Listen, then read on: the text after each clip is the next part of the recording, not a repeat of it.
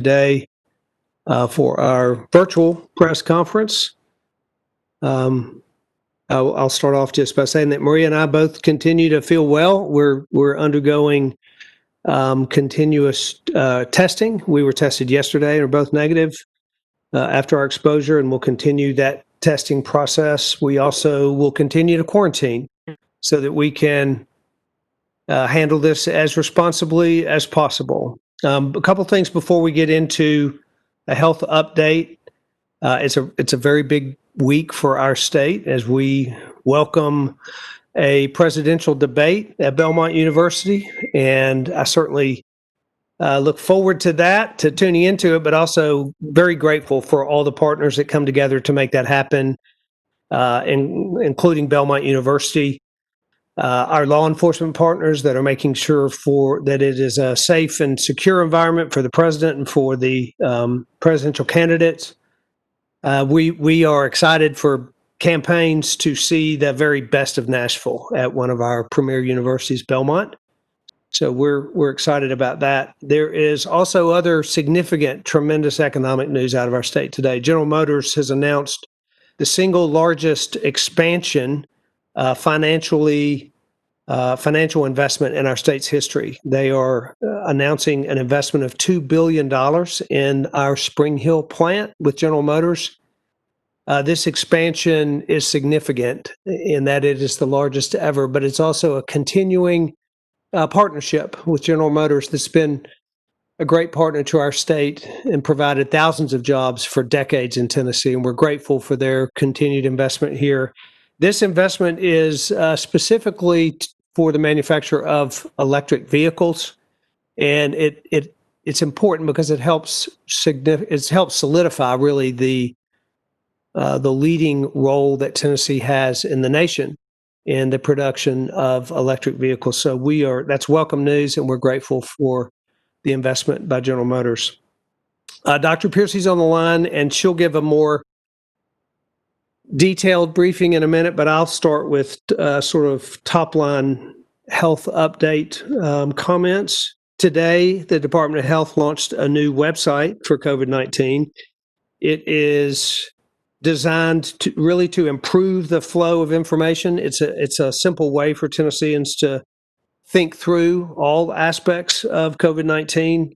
Easy to understand. It's searchable by county, so people will have more detailed information, clearer information at the local level, and we encourage Tennesseans to use this tool to help make informed decisions about what's happening in their own local community. We've also launched a new PSA campaign today that really is centered around choices, choosing when you decide to go about your daily activities, choosing to wear a mask. We know that most people are, in fact, engaging in activities outside of the house, and we want to make sure that we have the safest outcomes there. And the most readily available resource for that is wearing a mask. So our Choices PSA reminds Tennesseans that we all have choices that either help or hurt our efforts to mitigate the spread of the virus. And masks are one of the many tools outside of social distancing and other tools. And this PSA campaign will highlight that. So be looking out for this new campaign. And speaking of masks, I also had a call with county mayors across the state and relayed to them that I intend to extend their ability and their authority to put in place mask requirements through the end of the year in their individual counties. Mayors have been excellent partners, and I am encouraging them to use the tools that are in their toolbox to make sure that their response is appropriate to what's happening in their community and their folks are safe. On the state side, we have worked to build out an infrastructure, targeted response infrastructure over the last 8 months. And we've seen the ebb and flow of cases over the months, and we're seeing that happening across the country. And particularly, we have a rise in rural cases in our rural counties. And so this infrastructure allows us to really lean into different targeted approaches, whether it's additional funding for hospital staffing, which we're doing now to make sure that we have sufficient healthcare staff, working with our partner providers to provide them funding for additional staffing, amping up our COVID-19 specific nursing homes to make sure that we reduce the load on hospitals of nursing home patients that are low acuity and don't need to be in the hospital, but don't need to be back in a nursing home. So that portion of our infrastructure is now in place, and that's another example of what we can be doing as we see this ebb and flow of cases. And another thing we're doing this week, we will be announcing the resurgence of weekend pop-up testing sites throughout rural counties across Tennessee, especially those counties that are seeing a significant rise in case load. We'll be sharing the dates and the locations later this week on those pop-up testing sites. And I just want to remind Tennesseans and urge them, when in doubt, get a test. And that's in every community in our state. We know that testing is another significant tool that we can use to fight the spread. We know when the greater amount of testing we have, the more folks we know that are infected, and the ability to contact trace and mitigate spread is particularly helpful. So you'll see a number of these things coming online, or we're strengthening that infrastructure. That response infrastructure will continue to evolve throughout the end of the year. Part of that as well includes preparing for a safe, approved vaccine to come online. And Dr. Piercy will have more to say about that, but we have submitted our first round of draft planning for COVID-19 vaccine distribution to the CDC. We did that just this week, and there are many aspects to planning for vaccine distribution. Our primary goal is to get the infrastructure in place to make sure that when we do have a vaccine that is safe and approved, that we have a distribution model that can run as smoothly as possible.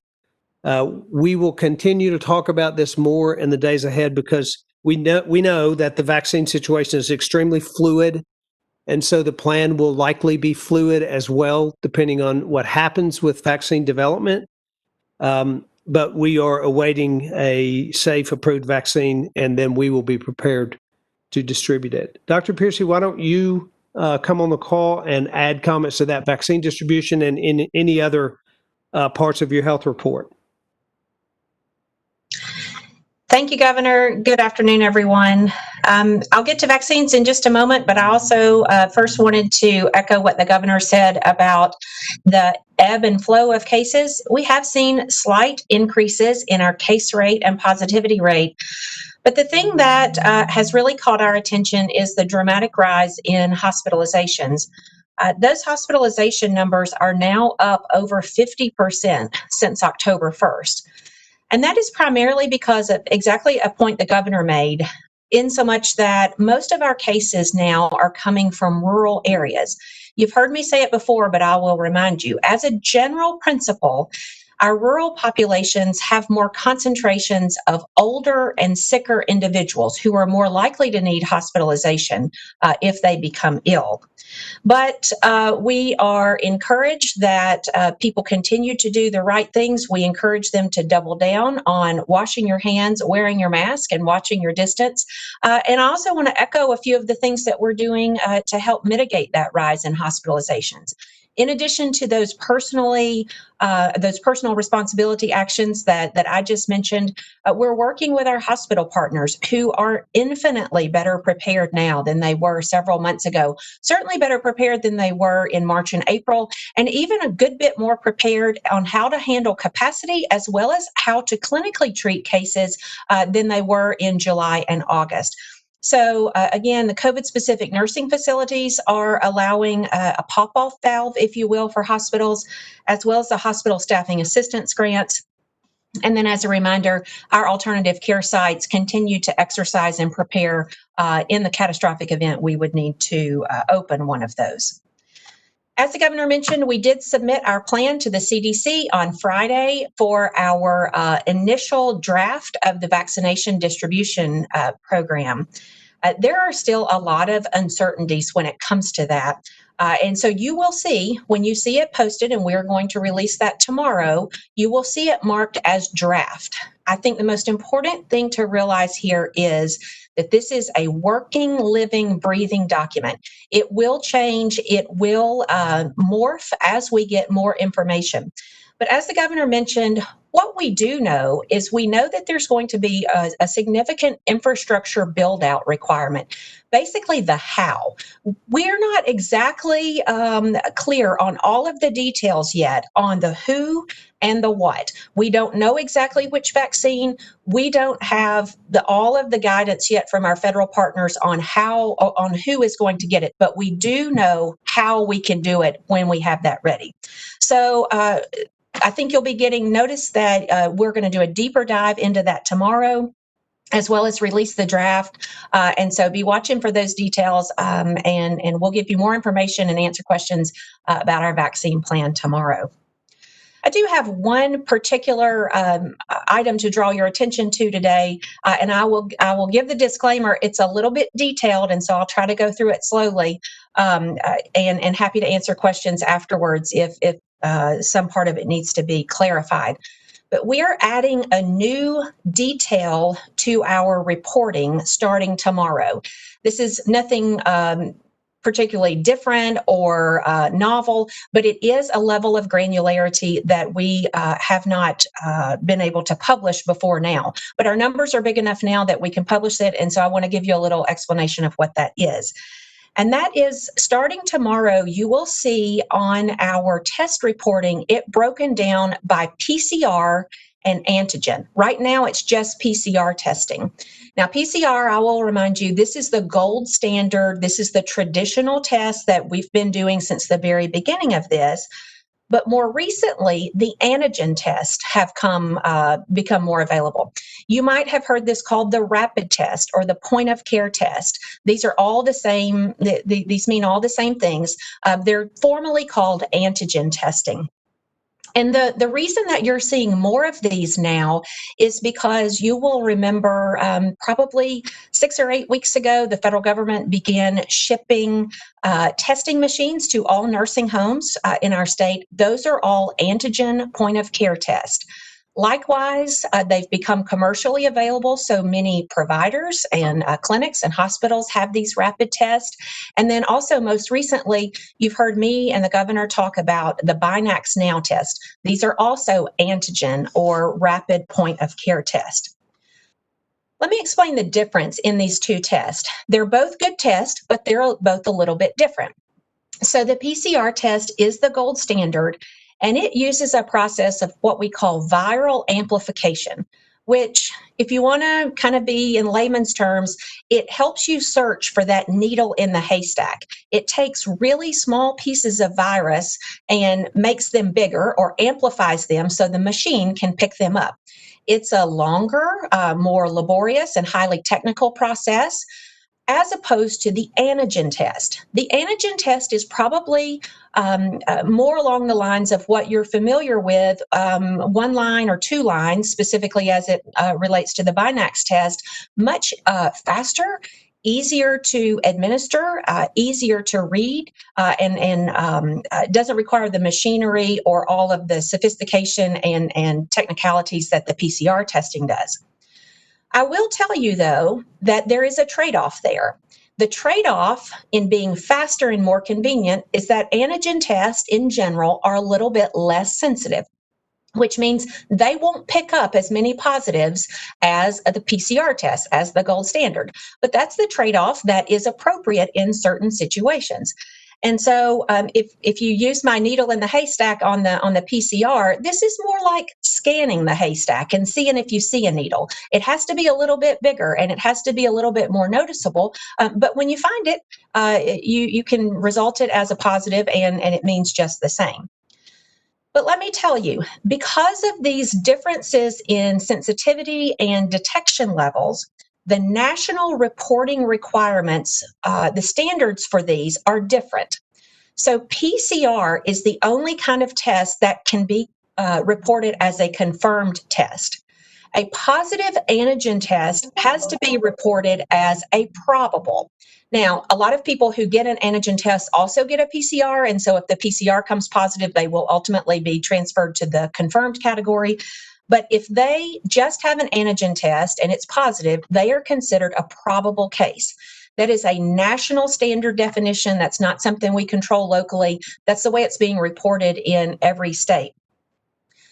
You have probably noticed recently that our probable number has gone up dramatically in the last few weeks. And that's exactly what I was describing earlier about the recent proliferation or availability of these tests. This is what, by and large, nursing homes are using for screening. This is what a lot of clinics are using for rapid tests, and it's what the Binax Now tests that are just starting to be rolled out are reported as. So if you have seen a recent increase in our probable numbers, it's because the national definition requires that antigen tests be reported as that. I will tell you that over 75% of all of the probable cases in our data set are from antigen tests. They're not people that are suspected to have it without a test so much as they are antigen tests that have to be reported as probable. So again, if those patients that have a probable case because of an antigen test, if they have a PCR test, they are converted to confirmed. But you will see that breakout tomorrow, and I think it will help you and your viewers and readers to know how to interpret that probable number a little bit better. I'm sure there will be questions later, and I'm happy to answer them. Okay, thank you, Dr. Piercy. It should be noted Commissioner Schwinn's on the call as well. So if we have any questions related to education, she's available on the call as well. So we're happy to open it up for questions. Thank you, Governor. First, we'll go to Natalie Allison with the Tennessean. Natalie, your line is open. Good afternoon, Governor. How are you? I'm well. Thank you, Natalie. Good. So I want to ask you about the mask mandate. I know you've spoken about this at length, but more recently, 9 of Tennessee's 10 counties with the highest average positivity rates, ranging from 17 to 25%, do not require masks. So you're opposed to issuing a statewide mask mandate, but would you instead encourage the mayors in those counties with the most severe outbreaks to do that in this situation? Yes, we are in contact with mayors on a regular basis. And in fact, we send our unified command group to counties that have particular challenges, and we encourage those mayors to use whatever tools they have necessary, including mask requirements for their communities. And those change a lot, as you know, those counties and their case counts change. But yeah, the short answer to that is yes. You are urging those counties with the worst outbreaks to implement mask mandates, even while they're currently choosing not to do that so far. That's right. We obviously, as I've said, we give them the authority to do so, but our team reaches out and asks them about the different strategies that they're taking across their communities, and we encourage them that if they believe that they should use that tool, then they should use it. But I mean, it would appear that they don't believe they should if places like that haven't implemented that strategy and they have 25% positivity rate right now. Yeah, so I had a call, in fact, this morning with a county mayor to discuss the idea of an implementation of a mask requirement in their county. So we have a lot of communication with mayors about the multiple ways that they can help mitigate the spread, and mask is one of them. Okay, and then on the ad campaign. So this isn't the first ad campaign the state has released regarding masks and behaving responsibly with COVID. What is different about this one? That one didn't seem to convince people in rural parts of the state to voluntarily wear masks in public, and you're still facing this situation where people just don't want to do it. So what's different about this one? What we really hope, Natalie, first of all, as you know, there are a lot of tools. We're trying to build an infrastructure in the state, as we talked about, whether it's a response infrastructure, whether it's healthcare capacity, healthcare staffing, COVID nursing homes, and messaging. Messaging is very important to remind folks that they have a personal responsibility to engage in this. And that's the goal of PSA. We all know that messaging works, particularly, well, we all know that messaging works, and that messaging reminds people about the things that they can individually do. That's the goal of the PSA, is to remind folks, hey, you have choices to make, and Tennesseans have made a lot of good choices in this, and we want to continue to encourage those good choices. And one of them is, no matter what you're doing and where you're going, protect yourself and your neighbors by wearing a mask.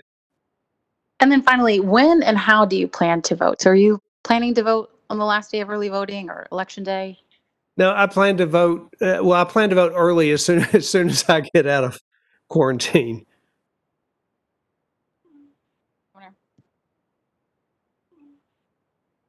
Next, we'll go to Jonathan Matthijs with the AP. Jonathan, your line is open. Hey, Governor. I wanted to see, are you ruled out for the debate on Thursday, or is there some chance that you still might be able to go to it due to quarantine? Or to, I think there's a fundraiser for President Trump on that Thursday. And if not, when are you, I guess, off the injured reserve or whatever it's called these days? Yeah, I will. I'm following the advice of doctors and staying in quarantine, so I won't be attending any events on Thursday. And I think our quarantine runs out on Tuesday afternoon, if I'm not mistaken. So I plan to continue to test through this period, but not attend any events between now and Tuesday. Okay. Do you plan on participating in any of the, if there is a Trump fundraiser, participating virtually in some way? No, I don't have any plans to participate because I can't. I can't go to it. Okay. Thank you. Next, we'll go to Phil Williams with News Channel 5. Phil, your line is open. Thank you. Governor, following up on Natalie's question, the new ad campaign emphasizes choice, which implies that Tennesseans also have a choice not to wear masks, which you have done yourself on occasions. Well, why not a stronger term? Why not a stronger push rather than a choice? Well, I think that people will make choices. People have choices, and they're going to make choices based on their own individual decision making. So we want to encourage them to make responsible choices. We know they have the ability to make choices, but we just want to encourage responsible choices. And if someone chooses not to wear a mask, do you think that is a legitimate choice as well? Well, I think that it's not a responsible choice if they're in a situation where they can expose someone to the virus or be exposed themselves. So I think they, and we know that people are not going to be perfect in their choice. This is really about adopting a habit. We want folks to adopt a habit to wear a mask when they're in a situation that is compromising, to have a mask. There'll be times when they don't, or when they forget it, or where they take it off in a situation. But we want people to begin to adopt habits because this is going to be with us for some time. And to the degree that we can encourage people to adopt a new habit, and that'll help keep them safe and the people around them safe. And a quick question here for Commissioner Pierce. The alternate care sites, which you mentioned last week, are for 9 ICU patients. What happens if we run out of ICU beds? Yeah, that's a good question. ICU beds are, this may be counterintuitive to you, but it's actually fairly easy to convert regular beds or other procedural spaces in a hospital to an ICU bed. You typically start, and we have to do this sometimes in flu season. I say we, as a former hospital administrator. We will turn the recovery room into an expanded ICU. You can take a surgery center that already has the ventilators and the setup and the large rooms. You can turn that into an ICU. You can turn step-down units with the telemetry monitors into ICUs. You can even turn ER beds into an ICU. So it's a good question, and it's something that every hospital has a plan for, but that's something that almost always can be done in-house. Thank you. Next, we'll go to Chaz Fisk with WPLN. Chaz, your line is open. Hi, Governor. A number of people out there, leaders or otherwise, after a couple of negative tests would have probably thought to themselves that a 14-day quarantine isn't really necessary. You've said that you are going to stay in quarantine for the duration. Is there a message in that decision that you're trying to send to Tennesseans about taking this situation seriously? Well, we do need to take it seriously. It's a very serious virus. We have people losing their lives to it every day in this state. We understand the seriousness, and I certainly do. And I want to. It's serious to me. So the reality is, and the science of this is that until 14 days, you still have the opportunity to begin to shed the virus. So you would be a threat to other people within that 14-day window, regardless of the amount of tests that you take. So every time you take a test, it gives you a little bit better understanding of where you are. You can find out if you're positive sooner. Therefore, you could consider, for example, what you're going to do about getting treatment. But the reality is that until 14 days has passed, you are still at risk for shedding the virus, which means that you're still at risk for giving the virus to somebody else. And I certainly don't want to. I don't want to be a risk to other people. And I do want to, to take it seriously and model taking it seriously and be responsible. That's what we're trying to communicate to folks: the seriousness of this, the importance of it, the personal engagement of people all across Tennessee, the responsible choices that they need to make. For me, it's a responsible choice to quarantine for 14 days. And just a quick follow-up on that. I mean, there were, for the most part, you have worn your mask mostly in public. There were some pictures, though, out there on social media of you not wearing a mask at the lake and places like that. After this quarantine, is that something that you will no longer do in terms of? I've tried to be real careful about that and wear a mask. It's interesting. For example, you're with some folks and somebody says they want to take a picture. You take your mask off for 10 seconds to take a picture. It doesn't constitute close contact.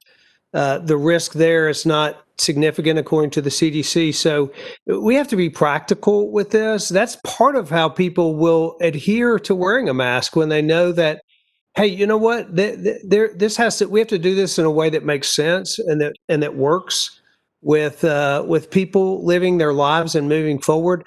I do believe that we can continue to live our lives, but do so by making adjustments and developing new habits. And so wearing a mask is something I do every single day. Then when I make a decision, for example, to take my mask off for 10 or 15 seconds to take a picture, that might look like an irresponsible move, but I'm trying to be practical, and I'm trying to model that for people to say, you can be safe, you can live your life, you can continue to move forward, and you can protect the people around you by making wise choices. Okay. Thank you. Next, we'll go to Allie Mason with WBBJ. Allie, your line is open. Hi, guys. So I just had a question. So yesterday I did a story about reporting patient information for those who test for COVID-19. And we had a local doctor speak out against reporting patient information of those who test negative. I was just wondering if there could be any response to that, or if somebody could speak on that. Dr. Pierce, do you have a comment about that? Yes, sir. Thanks, Allie. Yeah, those are federal reporting requirements. Those come from HHS and or CMS. It's required federally that they're reporting both positive and negative results, and all of the details are pretty easy to find online.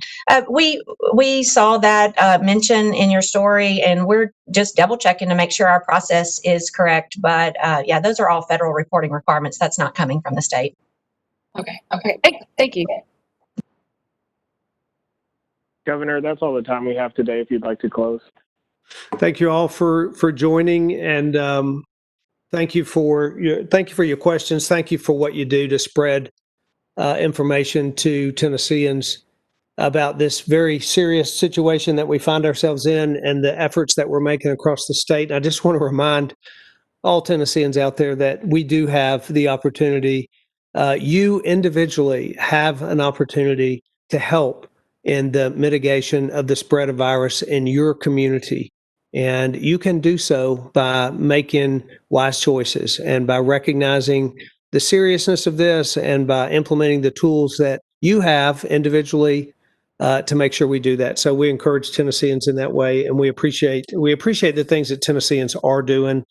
We are grateful for the partners that are working, the teachers that are out there, making certain that kids are in classrooms safely. We're grateful for the frontline healthcare workers that are out there daily doing the work that they're doing. We're grateful for every aspect with regard to how Tennesseans are engaging in this. And together, we can work together, work our way through this, navigate our way through it in a way that has the best outcomes possible. We appreciate everyone's participation in that. Thank you. We'll talk again.